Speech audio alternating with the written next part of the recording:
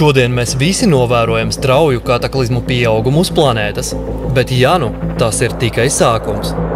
Lai uzzinātu, kādas katastrofas mūs sagaida nākotnē, ielūkosimies Zemes vēsturē. Mūsdienās zinātnieki var rekonstruēt Zemes vēsturi, pētot senus ledus slāņus, tā sauktos kērnus. Pētot iežu atradnes, fosīlijas, dažādus augsnes slāņus. Viss šis materiāls ir kā planētas hronika, vērtīgi ieraksti par to, kā klimats uz Zemes ir mainījies gadu tūkstošu laikā. Pateicoties šiem pētījumiem, zinātnieki saprata, ka tādas izmaiņas uz planētas, kādas mēs redzam tagad, paaugstināta vulkāniskā aktivitāte, zemestrīču skaita un stipruma palielināšanās, strauja temperatūras paaugstināšanās, magnētiskā pola novirze un magnētiskā lauka pavājināšanās notika pirms 12 000 gadu. Konkrētāk, pirms 12 000 gadu globālā temperatūra dažu desmitgažu laikā pieauga pat par 15 grādiem Celsija. Lielākā daļa ledāju izkusa, sākās katastrofāli plūdi un tsunami. Daži zemes apgabali pilnībā nonāca zem ūdens no strauja jūras līmeņa celšanās. Kontinentos notika mega zemestrīces, supervulkānu izvirdumi un milzu ugunsgrēki, uz ko norāda pelnu slāņi iežu formācijās. Šo slāņu sastāvs liecina, ka pirms 12 000 gadu vulkānu izvirdumi bija neparasti. Magma, kas no tiem izplūda, saturēja retus elementus, kas sastopami tikai dziļajos zemes slāņos tuvu planētas kodolam. Tas nozīmē, ka toreiz, tāpat kā tagad, magma nāca no planētas dziļākajiem slāņiem. Vienīgais iespējamais skaidrojums tam varēja būt tikai kodola pārkaršana.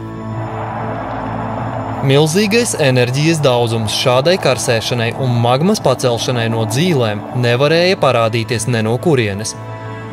Kodola pārkaršana ir iespējama no papildu enerģijas saņemšanas no ārpuses, no ārējās kosmiskās ietekmes.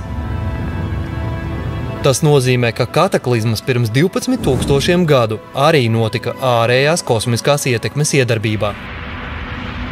Vēl vienas kodola pārkaršanas sekas pirms 12 000 gadu, tāpat kā mūsdienās bija Zemes magnētiskā lauka pavājināšanās un magnētiskā pola dreifs.